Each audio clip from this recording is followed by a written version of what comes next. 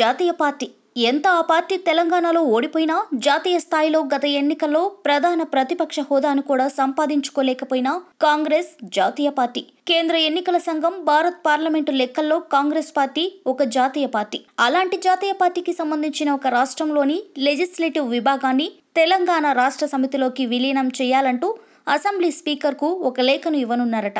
ఇటీవలి కాలంలో కాంగ్రెస్ పార్టీని వీడి తెలంగాణ రాష్ట్ర సమితిలోకి చేరిన ఎమ్మెల్యేలు అంతా కలిసి ఈ మేరకు ఒక లేఖను ప్రిపేర్ చేస్తున్నారట.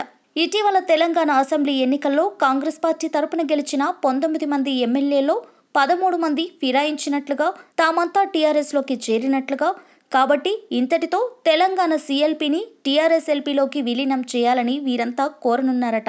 ఈ మేరకు తెలంగాణ అసెంబ్లీ స్పీకర్కు వీరు విన్నవించనున్నారట. అయితే లెక్క ప్రకారం వీరి చేరికలే చెల్లవు. ఎందుకంటే ఫిరాయింపులు రాజ్యాంగ వ్యతిరేకం. చట్టసభలకు ప్రజల ద్వారా ఎన్నికైన వారు ఫిరాయిస్తే వారిపై అనర్హత వేటు పడక తప్పదు. అలాంటి వారు విలీనం అంటూ ఇచ్చే లేఖలకు విలువే ఉండదు. 2/3 కాదు కదా, అందరూ ఏకమైన తెలంగాణ రాష్ట్ర సమితిలోకి చేరినా వారు చేసే విలీనానికి విలువ ఉండదు. మరి ఇలాంటి నేపథ్యంలో టీఆర్ఎస్ లోకి కాంగ్రెస్ విలీనం అయిపోయిందంటూ తెలంగాణ ప్రభుత్వం ప్రకటన చేస్తుందా? తెలంగాణ రాష్ట్ర సమితి వాళ్ళు ఏ మేరకు హడావుడి చేస్తారు అనేవి ఆసక్తిదాయకమైన అంశాలు.